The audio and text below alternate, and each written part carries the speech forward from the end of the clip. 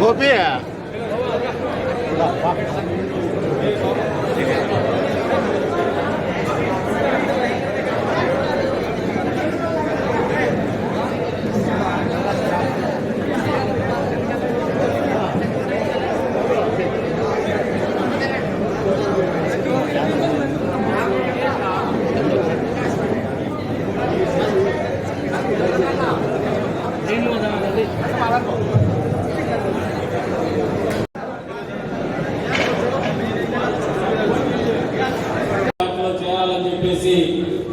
అక్కడి నుంచి వ్యయ ప్రయాసన కోర్చి ఇక్కడికి విచ్చేసినటువంటి సోదరులు బీజేపీ పార్టీలో పోయినసారి పోటీ చేసినటువంటి నాగేంద్ర ప్రసాద్ గారికి, అదేవిధంగా గొల్లాల చెరువు అనిల్ కుమార్ గారికి,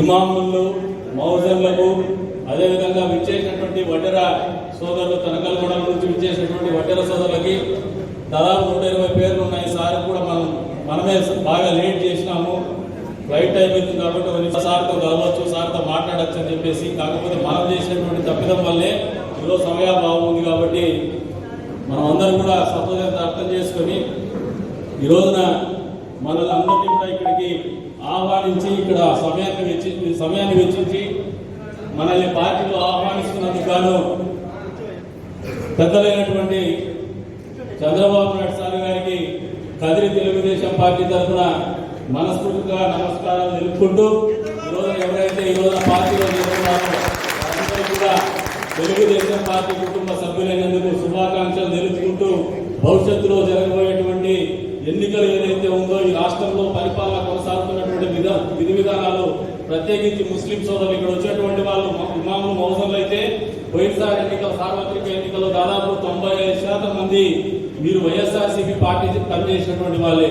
మీరు ఈ 3 సంవత్సరాల కాలంలో మీ గతంలో ఆ పార్టీ ఇచ్చినటువంటి హామీలు కావచ్చు, మీ పట్ల చూపించినటువంటి వివక్ష కావచ్చు, ముస్లిం సమాజం పట్ల ఆయన ప్రవర్తిస్తున్నటువంటి పద్ధతులు కావచ్చు నచ్చక ఈరోజు చాలా గౌరవంగా చాలా సాంప్రదాయబద్ధంగా బతికేటువంటి ఇమాం మౌజన్లు గత ప్రభుత్వంలో చంద్రబాబు నాయుడు గారే మీ గురించి ఆలోచన చేసి గౌరవవేతనం కూడా ఏర్పాటు చేయడం జరిగింది. మరి దానికి మీ పట్ల చూపించేటువంటి ప్రేమ, గత ముఖ్యమంత్రి గారు చూపించినటువంటి ప్రేమ, ఇప్పుడు చూపిస్తున్నటువంటి ముఖ్యమంత్రి గారు చూపిస్తున్నటువంటి ప్రేమను మీరు అర్థం చేసుకొని ఈ రాష్ట్రాన్ని దిశ ప్రత్యేకించి ముస్లిం సమాజానికి మంచి జరగాలంటే ఖచ్చితంగా మళ్ళీ తెలుగుదేశం పార్టీ అధికారంలోకి రావాలా, ముఖ్యమంత్రిగా చంద్రబాబు నాయుడు గారిని మనమందరం కలిసి చేసుకోవాలనే ఆలోచనతో మీరందరూ కూడా సహృదయంతో ఒక సత్సంకల్పంతో ఇక్కడికి విచ్చేసినందుకు మరొకసారి మీ అందరూ కూడా మనస్ఫూర్తిగా ధన్యవాదాలు తెలుపుకుంటూ, అవకాశం ఇచ్చినందుకు పెద్దలకు కూడా గౌరవంగా ధన్యవాదాలు తెలుపుకుంటూ, సమయాభావం వల్ల కొద్ది వరకు ఇబ్బంది పెట్టాము, దానికి క్షమార్హులు అని చెప్పేసి సార్ గారిని మనందరి తరఫున నేను అభ్యర్థిస్తూ అవకాశం కల్పించినందుకు ధన్యవాదాలు తెలుపుకుంటూ సెలవు తీసుకుంటున్నాము. నాలుగు మనతో దిశానిర్దేశం చేయాల్సిందిగా కొత్తగా పార్టీలో వచ్చిన వారికి కూడా తెలుగుదేశం పార్టీ భవిష్యత్తులో ఏ రకంగా రాణించాలో దానికి మీరు ఏ రకంగా మనమందరం ఏ రకంగా పనిచేయాలనో దిశానిర్దేశం చేయమని చెప్పేసి కోరుకుంటూ అవకాశం కల్పించినందుకు మరొకసారి ధన్యవాదాలు తెలుపుకుంటూ సెలవు తీసుకుంటున్నాను. నెల్లూరులో అతి దారుణంగా ఎస్ఐ కూడా చనిపేస్తే మన వాళ్ళు మీరు పోరాడడానికి పోతే వాళ్ళందరినీ ఇంట్లో నుంచి బయట రానికుండా కనీసం నిరసన తెలియజేయకుండా అడ్డుపడే పరిస్థితికి వచ్చారంటే ఎంత దుర్మార్గం మీద ఆలోచించుకోవాలి. ఈ ప్రభుత్వంలో మానవ హక్కుల ఉల్లంఘన జరుగుతూ ఉంది. ప్రజల ప్రాణాలకు రక్షణ లేని పరిస్థితి వస్తూ ఉంది. ఎవరు కూడా స్వేచ్ఛగా తిరగలేని పరిస్థితి వస్తూ ఉంది. అయినా కూడా చాలా మంది చూశాను. నేను ఒకటే ఈ ప్రభుత్వాన్ని హెచ్చరిస్తున్నా, మీరు ఇదే విధంగా కానీ ముందుకు పోతే మిమ్మల్ని వదిలిపెట్టే సమస్య లేదు. ప్రజాకోర్టులో ఈ ప్రభుత్వ అధినేతల్ని వైఎస్ఆర్ కాంగ్రెస్ నాయకుల్ని దోషులుగా నిలబెట్టే వరకు ఈ పోరాటం మీ అందరికి తెలియజేసుకుంటూ ఈ రోజు మీరు చూపించిన స్ఫూర్తి ఇంకా కొనసాగించాల్సిన అవసరం ఉంది. దీన్ని ముందుకు తీసుకుపోవాల్సిందిగా మరొకసారి అందరినీ కోరుకుంటూ అందరికీ నమస్కారాలు. జై హింద్. అందులో అనంతపురం అయితే 1000 అడుగుల కిందికి వెళ్తాం. 1000 అడుగుల కిందికి వెళ్ళి భూగర్భ జలాలు అక్కడి నుంచి పైకి తీసుకొస్తాం. దీనికి ఒక్కొక్కరు 20 HP 30 HP పంప్ సెట్ పెట్టుకుంటారు.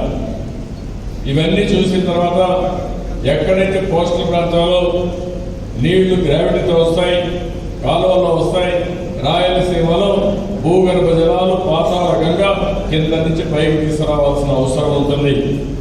అందుకే ఎన్టీఆర్ ఆలోచించి ఆ రోజుల్లోనే మోటార్లకు మీటర్లు వేయడం కరెక్ట్ కాదని తీసేసిన ఘనత నందమూరి తారక రామారావు. అలాంటి 40 సంవత్సరాలుగా మీటర్లు పెట్టాలంటే ఎవరో ధైర్యం చేయలేదు. ఇప్పుడు ఇతను వచ్చి మళ్ళా వ్యవసాయాన్ని సర్వనాశనం చేసి ఇప్పుడు మోటార్లు కూడా మీటర్లు పెడతామనే పరిస్థితి వచ్చాడంటే ఏం చెప్పాలో నాకే అర్థం కావడం లేదు. ఈరోజు బీసీస్ ఉన్నారు. నేను ఒకటి అడుగుతున్న సబ్ ప్లాన్ పెట్టాను, అవగాహన పెట్టాను, కొన్ని వేల కోట్ల రూపాయలు ఖర్చు పెట్టాను. వెనుకబడిన వర్గాలను ఆర్థికంగా పైకి తేవడం కోసం అనేకమైన సంక్షేమ కార్యక్రమాలు ఇవ్వడమే కాకుండా అభివృద్ధి కార్యక్రమానికి వారికి లోన్స్ ఇచ్చి వారిని ఆర్థికంగా పైకి తేవడానికి పొందిపోతే అవన్నీ దివాలా తీసే పరిస్థితికి వచ్చింది. బీడీ కార్మికులకు కూడా నేను సమైక్య ఆంధ్రప్రదేశ్లోని బీడీ కార్మికులకు న్యాయం చేసిన పార్టీ తెలుగుదేశం పార్టీ. ఆ విధంగా బీడీ కార్మికులు కూడా ఆదుకున్నాం. ఈ రోజు ఇక్కడ చూస్తామంటే బీడీ మజ్దూర్ కార్మికుల కమ్యూనిటీ హాల్ని వీళ్ళు కూల్ చేసే పరిస్థితికి వచ్చారు. నేను ఒకటే హామీ ఇస్తున్నా, తెలుగుదేశం పార్టీ వచ్చిన వెంటనే ఎక్కడైతే కూల్ చేశారో అక్కడే దాన్ని నిర్మించే బాధ్యత. ఇలాంటివి అన్నా క్యాంటీన్, పేదవాడికి అన్నం పెట్టి అన్నా క్యాంటీన్ మూసేసే పరిస్థితికి వచ్చారు.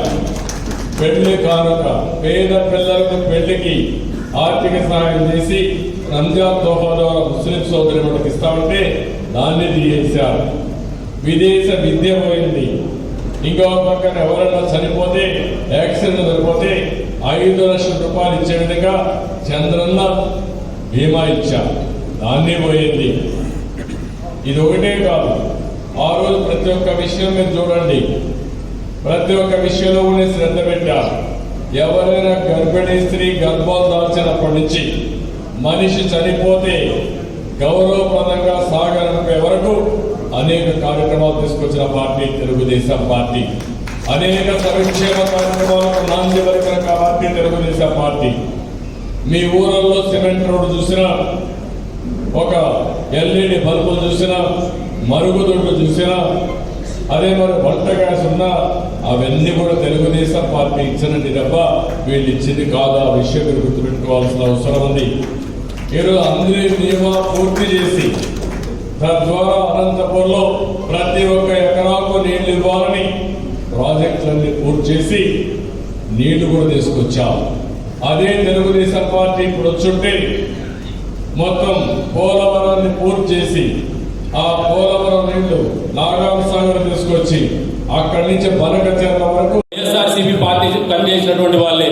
మీరు ఈ 3 సంవత్సరాల కాలంలో మీ గతంలో ఆ పార్టీ ఇచ్చినటువంటి హామీలు కావచ్చు, మీ పట్ల చూపించినటువంటి వివక్ష కావచ్చు, ముస్లిం సమాజం పట్ల ఆయన ప్రవర్తిస్తున్నటువంటి పద్ధతులు కావచ్చు నచ్చక ఈరోజు చాలా గౌరవంగా చాలా సాంప్రదాయబద్ధంగా బతికేటువంటి ఇమాం మౌజన్లు గత ప్రభుత్వంలో చంద్రబాబు నాయుడు గారు మీ గురించి ఆలోచన చేసి గౌరవ వేతనం కూడా ఏర్పాటు చేయడం జరిగింది. మరి దానికి మీ పట్ల చూపించేటువంటి ప్రేమ, గత ముఖ్యమంత్రి గారు చూపించినటువంటి ప్రేమ, ఇప్పుడు చూపిస్తున్నటువంటి ముఖ్యమంత్రి గారు చూపిస్తున్నటువంటి ప్రేమను మీరు అర్థం చేసుకొని ఈ రాష్ట్రాన్ని దశ దిశ ప్రత్యేకించి ముస్లిం సమాజానికి మంచి జరగాలంటే ఖచ్చితంగా మళ్ళీ తెలుగుదేశం పార్టీ అధికారంలోకి రావాలా, ముఖ్యమంత్రిగా చంద్రబాబు నాయుడు గారిని మనమందరం కలిసి చేసుకోవాలనే ఆలోచనతో మీరందరూ కూడా ఒక సహృదయంతో ఒక సత్సంకల్పంతో ఇక్కడికి విచ్చేసినందుకు మరొకసారి మీ అందరికీ కూడా మనస్ఫూర్తిగా ధన్యవాదాలు తెలుపుకుంటూ, అవకాశం ఇచ్చినందుకు పెద్దలకు కూడా గౌరవంగా ధన్యవాదాలు తెలుపుకుంటూ, సమయాభావం వల్ల కొద్ది వరకు ఇబ్బంది పెట్టినాము,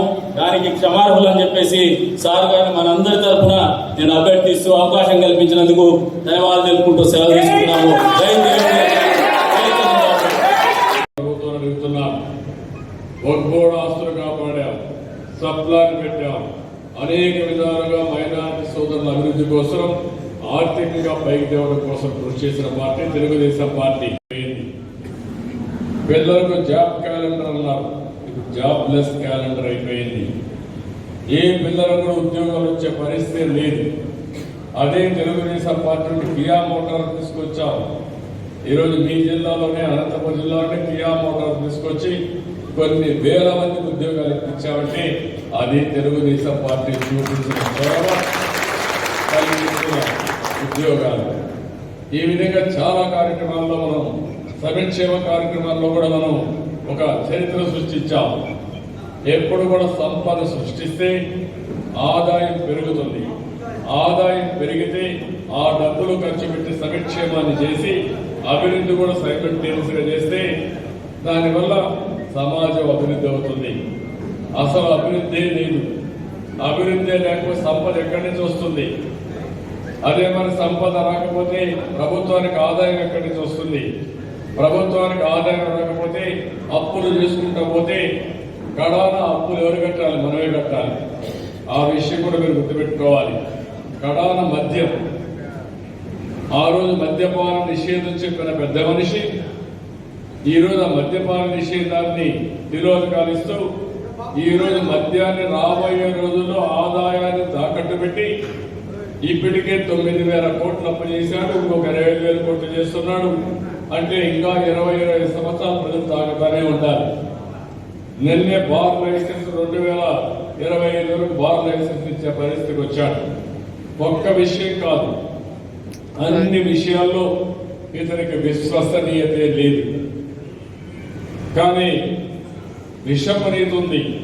మీరు ఆ విషయం గుర్తుపెట్టుకోవాలి. ఎవరిని చూసినా మాజీ శాసనసభ్యులు కదిరిముత్త ప్రసాద్ గారు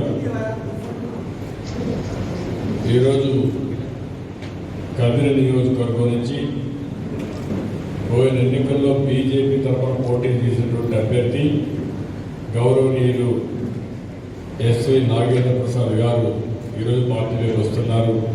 వారిని సాదరంగా మనస్ఫూర్తిగా పార్టీలోకి స్వాగతం. అదే మరిగా ఈరోజు పూల అని కదిరి నియోజకవర్గం, కదిరి డోర్ మండలం ఒక వెనుకొండ వర్గం ఏదైతే యాదవ్ కులానికి సంబంధించిన వ్యక్తి, అలాంటి వ్యక్తి వైసీపీలో ఉండి వైఎస్ఆర్ కాంగ్రెస్ పార్టీలో ఉండి ఆ పార్టీ విధానాలు నచ్చకుండా తెలుగుదేశం పార్టీలోకి వస్తున్నారు. వారిని కూడా సాధారణంగా మనస్ఫూర్తిగా పార్టీలో ఆహ్వానిస్తున్నారు.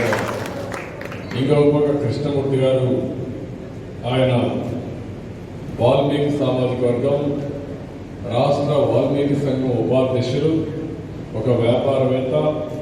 అలాంటి వ్యక్తి ఈరోజు నేను పార్టీలో యాక్టివ్గా ఉండి పార్టీ కోసం కృషి చేస్తానని ముందుకొచ్చారు. వారికి కూడా మనస్ఫూర్తిగా స్వాగతం. మీరందరూ కూడా స్వాగతం పలకాల్సిందిగా. వీరే కాకుండా ఈరోజు ఎవరైతే ఎనేహా జ్యువెలర్స్ అధినేత ఫారూక్ గారు వృత్తిపరంగా వ్యాపారస్తులైన వీరు తెలుగుదేశం పార్టీ సానుభూతిపరుడు, వ్యాపారాలు చేస్తూ ఆయన ఇంతవరకు పనిచేశారు. ఇప్పుడు పార్టీ కూడా సహకరించాలనే ఉద్దేశంతో చాలా మంది మౌజములు కానీ ఇమాములు కానీ అదే మరి కార్మిక సంఘ నాయకులు కానీ వారందరినీ ఆర్గనైజ్ చేసి తీసుకొచ్చారు. వారందరికీ మనస్ఫూర్తిగా పార్టీలకు ఆహ్వానిస్తూ వారిని కూడా మనస్ఫూర్తిగా అభినందిస్తున్నారు. ఈరోజు మీరు ఒక్కసారి ఆలోచిస్తే ఈ ప్రభుత్వం అన్ని వర్గాలని మోసం చేసింది, ఒకరిద్దరిని కాదు. సమాజంలో ప్రతి ఒక్కరికి ద్రోహం చేసిన ఏకైక ప్రభుత్వం వైఎస్ఆర్ కాంగ్రెస్ పార్టీ. ఆ రోజు మైనారిటీస్కి ఏం చెప్పారు? దుల్హాన్ ఇస్తానని చెప్పారా లేదా?